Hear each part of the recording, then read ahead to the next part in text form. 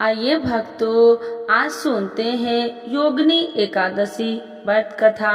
तो एक बार बोलिए प्रेम से योगिनी एकादशी माता की जय, विष्णु भगवान की जय, लक्ष्मी माता की जय। योगिनी एकादशी का महत्व।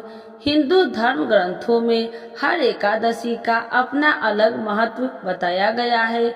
इन्हीं अलग अलग विशेषताओं के कारण इनके नाम भी भिन्न भिन्न रखे गए हैं। प्रत्येक वर्ष में 24 एकादशियां होती है। मल मास की एकादशियों को मिलाकर इनकी संख्या 26 हो जाती है। इन्हीं एकादशियों में से एकादशी आषाढ़ मास के कृष्ण पक्ष की एकादशी, जिसे योगिनी एकादशी कहते हैं। योगिनी एकादशी का उपवास रखने से समस्त पापों का नाश होता है तथा इस लोक में भोग और परलोक मुक्ति भी मिलती है। योगिनी एकादशी व्रत कथा। महाभारत काल की बात है कि एक बार धर्मराज युधिष्ठिर ने भगवान श्री कृष्ण से कहा, हे त्रिलोकीनाथ, मैंने ज्येष्ठ माह के शुक्ल पक्ष की निर्जला एकादशी की कथा सुनी। अब आप कृपा करके आषाढ़ मास के कृष्ण पक्ष की एकादशी की कथा सुनाइए। इस एकादशी का नाम तथा महात्म्य क्या है, सो अब मुझसे विस्तार पूर्वक बताइए। श्री कृष्ण ने कहा, हे पांडु पुत्र, आषाढ़ माह के कृष्ण पक्ष की एकादशी का नाम योगिनी एकादशी है। इसके व्रत से सभी पाप नष्ट हो जाते हैं।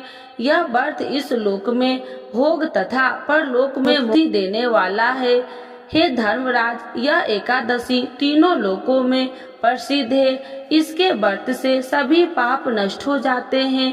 तुम्हें मैं पुराण में कही हुई कथा सुनाता हूँ, ध्यान पूर्वक श्रवण करो। कुबेर नाम का एक राजा अलकापुरी नाम की नगरी में राज्य करता था। वह शिव भक्त था। उनका हेममाली नामक एक यक्ष सेवक था जो पूजा के लिए फूल लाया करता था। हेममाली की विशालक्षी नाम की एक अति सुंदर स्त्री थी। एक दिन वह मानसरोवर से पुष्प लेकर आया, किंतु काम सख्त होने के कारण पुष्प को रखकर अपनी स्त्री के साथ रमण करने लगा। इस भोग विलास में दोपहर हो गई।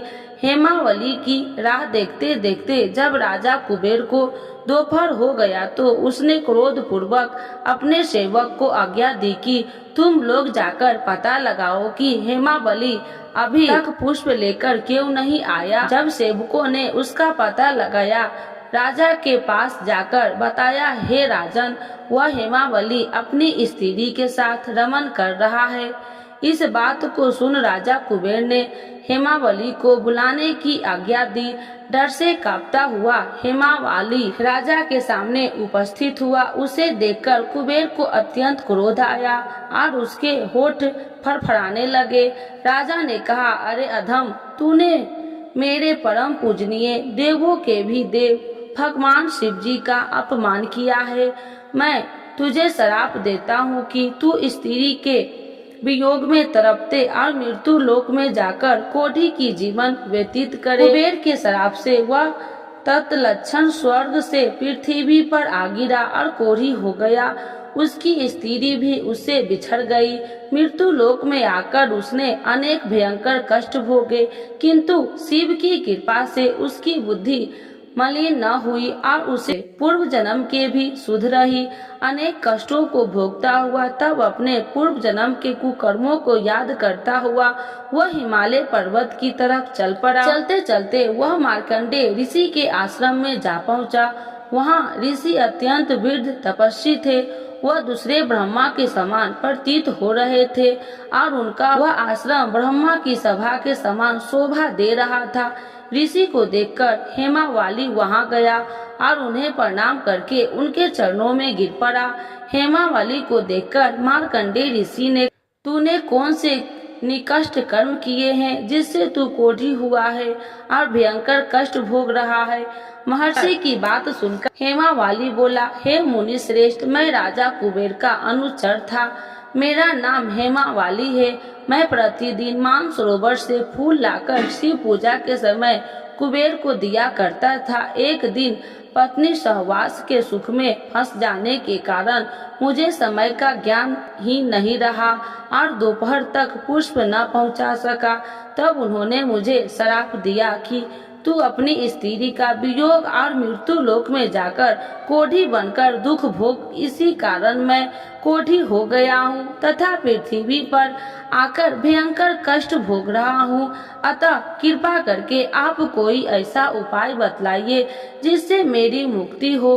मार्कंडेय ऋषि ने कहा, हे हेमवाली, तूने मेरे सन्मुख सत्य वचन कहे हैं, इसीलिए मैं तेरे उद्धार के लिए एक व्रत बताता हूँ।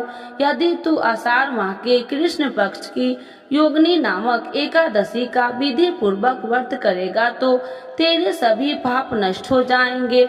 महर्षि के वचन सुन हेमावाली अति प्रसन्न हुआ और अनेक वचनों के अनुसार योगिनी एकादशी का विधान पूर्वक व्रत करने लगा।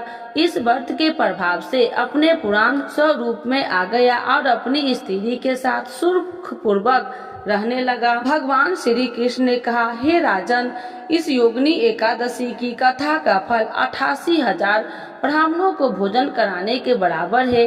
इसके व्रत से सभी पाप नष्ट हो जाते हैं और अंत में मोक्ष प्राप्त करके इस कथा की बिना का अधूरी है। एकादशी की कथा तो एक बार बोलिए प्रेम से योगिनी एकादशी माता की, प्रेम से तुलसी माता की जय, श्री कृष्ण भगवान की जय। एक बुढ़िया माई तुलसी जी को सींचती और कहती कि हे तुलसी माता, सत की दाता, मैं तेरा बिटला सींचती हूँ, मुझे बहू दे, पीताम्बर की धोती दे, मीठा मीठा घास दे, बैकुंठ में वास दे, चटक की चाल दे, पटक की मौत दे, चंदन का काठ दे, रानी सा साज दे, दाल भात का भोजन दे, एकादशी की मौत दे, कृष्ण जी का कंधा दे।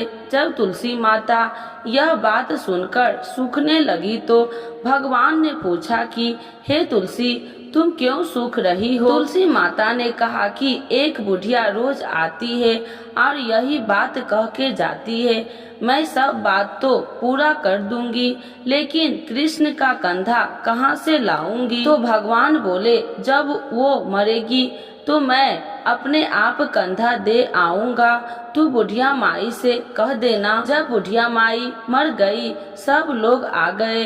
जब माई को ले जाने लगे तो वह किसी से न उठी। तब भगवान एक 12 बरस के बालक का रूप धारण करके आए। बालक ने कहा, मैं कान में एक बात कहूँगा तो बुढ़िया माई उठ जाएगी। बालक ने कान में कहा, बुढ़िया माई मन की निकाल ले, पीताम्बर की धोती ले, मीठा मीठा ग्रास ले, बैकुंठ का वास ले, चटक की चाल ले, पटक की मौत ले, कृष्ण जी का कंधा ले। यह सुनकर बुढ़िया माई हल्की हो गई। भगवान ने कंधा दिया और बुढ़िया माई को मुक्ति मिल गई। हे तुलसी माता, जैसे बुढ़िया माई को मुक्ति दी वैसे सबको देना। तो एक बार बोलिए प्रेम से तुलसी माता की जय, श्री कृष्ण भगवान की जय। एकादशी के दिन यह कथा जरूर सुने। एक लपसी था, एक तपसी था। तपसी हमेशा भगवान की तपस्या में लीन रहता था। लपसी रोजाना 1.25 सेर की लापसी बनाकर भगवान का भोग लगाकर जीम लेता था। एक दिन दोनों लड़ने लगे।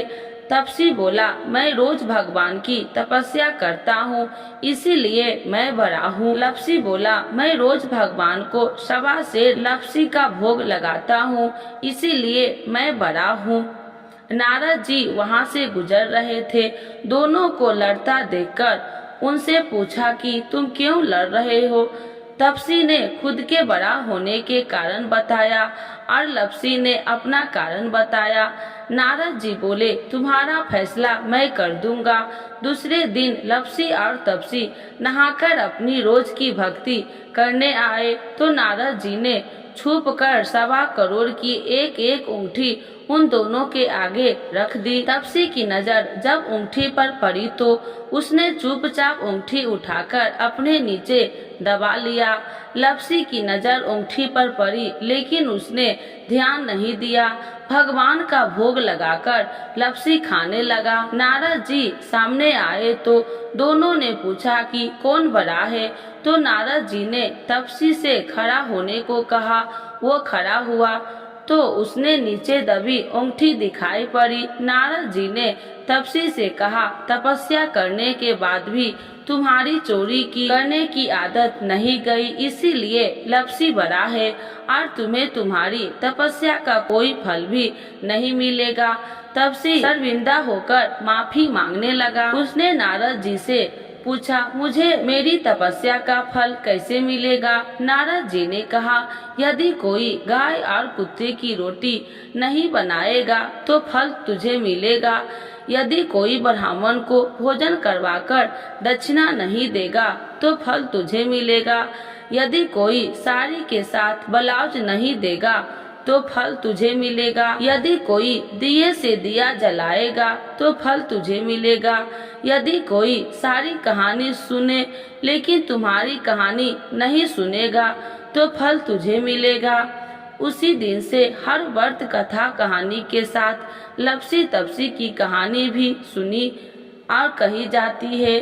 तो एक बार बोलिए प्रेम से एकादशी माता की जय। तो आज जानते हैं योगिनी एकादशी 2024 कब है। योगिनी एकादशी जाने तिथि, पूजा विधि और शुभ मुहूर्त। साल में 24 एकादशी व्रत रखे जाते हैं। यह सभी भगवान विष्णु को समर्पित है। इस दिन उनकी पूजा करने से शुभ फलों की प्राप्ति होती है।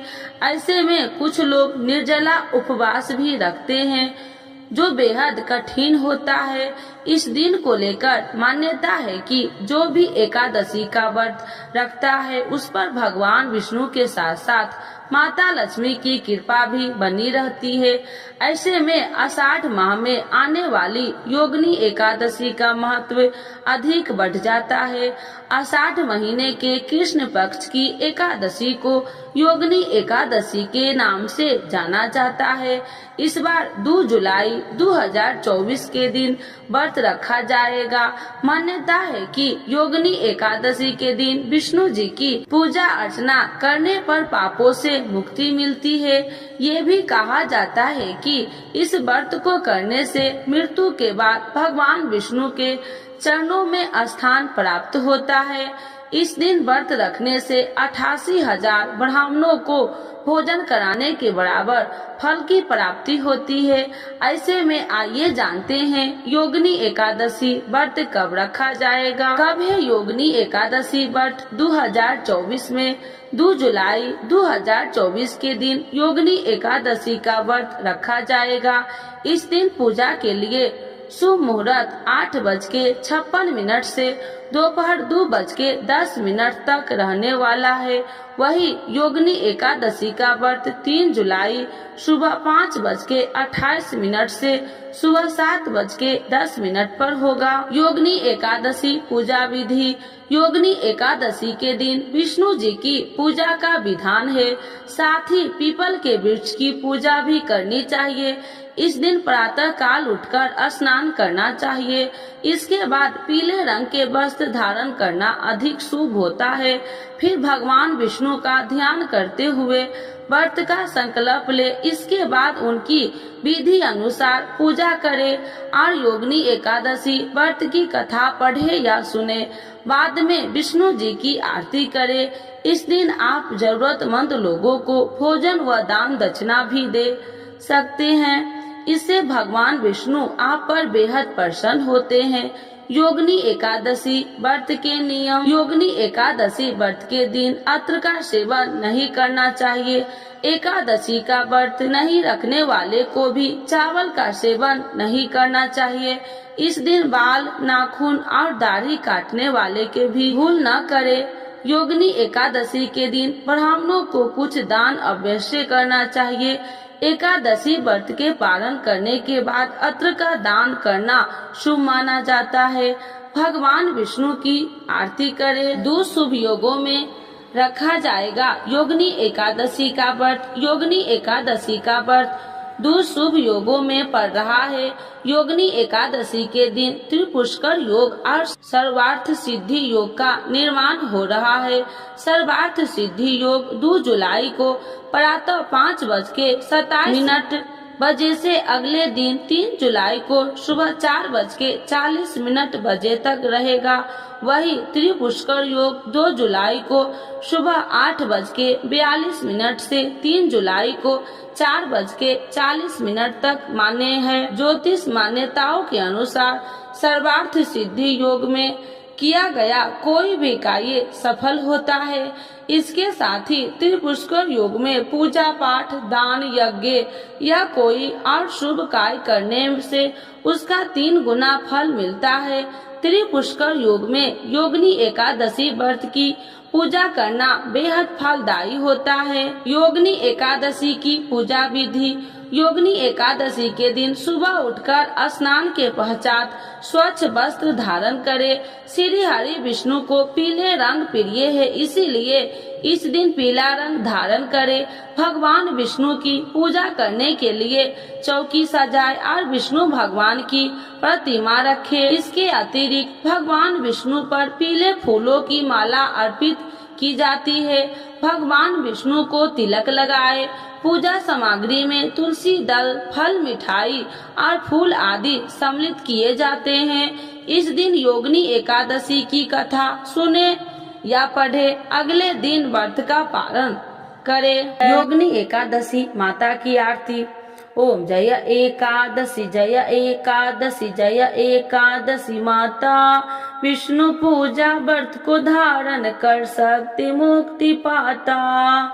ओम जय एकादशी जय एकादशी जय एकादशी माता, तेरे नाम गिनाओ देवी भक्ति प्रदान करनी, गण गौरन की देनी माता शास्त्रों में बरनी। तेरे नाम गिनाओ देवी भक्ति प्रदान करनी, गण गौरव की देनी माता शास्त्रों में बरनी। ओम जय एकादशी जय एकादशी जय एकादशी माता, मार्गशीर्ष के कृष्ण पक्ष की उत्पन्ना विश्वतारिणी जन्मी, शुक्ल पक्ष में होए मोक्षदा मुक्ति दाता बन आई। मार्गशीर्ष के कृष्ण पक्ष की उत्पन्ना विश्वतारिणी जन्मी, शुक्ल पक्ष में होए मोक्षदा मुक्तिदाता बन आई।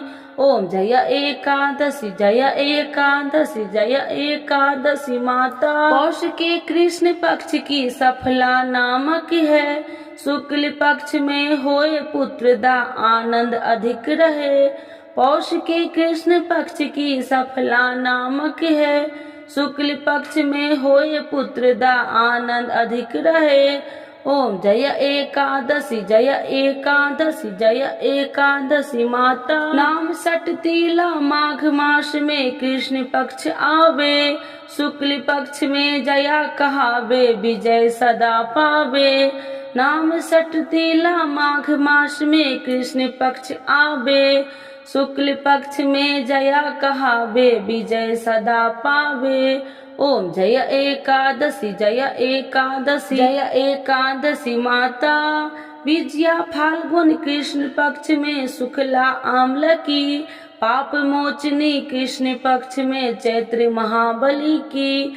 विजया फाल्गुन कृष्ण पक्ष में शुक्ला आम्ल की, पाप मोचनी कृष्ण पक्ष में चैत्र महाबली की। ओम जय एकादशी जय एकादशी जय एकादशी माता, चैत्र शुक्ल में नाम कामदा धन देने वाली, नाम बरुथनी कृष्ण पक्ष में वैशाख माह वाली। चैत्र शुक्ल में नाम कामदा धन देने वाली, नाम बरुथनी कृष्ण पक्ष में वैशाख माह वाली। ओम जय एकादशी जय एकादशी जय एकादशी माता, योगिनी नाम आषाढ़ मास में जाने कृष्ण पक्ष करनी, देव सयनी नाम कहावे शुक्ल पक्ष धरनी। योगिनी नाम आषाढ़ मास में जाने कृष्ण पक्ष करनी। देव शयनी नाम कहावे शुक्ल पक्ष धरनी। ओम जय एकादशी जय एकादशी जय एकादशी माता। आजा भाद्रपद कृष्ण पक्ष की परवर्तिनी शुक्ला। इंदिरा आश्विनी कृष्ण पक्ष में व्रत से भवसागर निकला। आजा भाद्रपद कृष्ण पक्ष की परवर्तिनी शुक्ला। इंदिरा आश्विन कृष्ण पक्ष में व्रत से भवसागर निकला। ओम जय एकादशी जय एकादशी जय एकादशी माता। पाप कुशाहे शुक्ल पक्ष में आप हरणहारी। रामा मास कार्तिक में आवे सुखदायक भारी। पाप कुशाहे शुक्ल पक्ष में आप हरणहारी। रमा मास कार्तिक में आवे सुखदायक भारी। ओम जय एकादशी जय एकादशी जय एकादशी माता। देव उठानी शुक्ल पक्ष की दुख नाशक मैया। पावन मास में करूं विनती पार करो नैया। देव उठानी शुक्ल पक्ष की दुख नाशक मैया।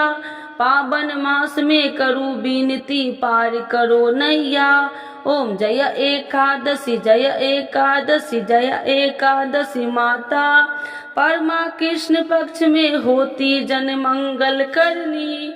शुक्ल पक्ष में होए पर्दनी दुख दरिद्र हरनी। परमा कृष्ण पक्ष में होती जन मंगल करनी।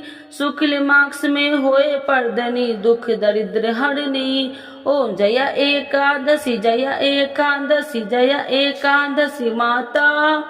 जो कोई आरती एकादशी की भक्ति सहित गावे। जन गुरुदास स्वर का वास निश्चय वह पावे। जो कोई आरती एकादशी की भक्ति सहित गावे। जन गुरुदास स्वर का वास निश्चय वह पावे। ओम जय एकादशी जय एकादशी जय एकादशी माता। विष्णु पूजा व्रत को धारण कर शक्ति मुक्ति पाता। शक्ति मुक्ति पाता। तो एक बार बोलिए प्रेम से एकादशी माता की जय। विष्णु भगवान की जय। लक्ष्मी माता की जय।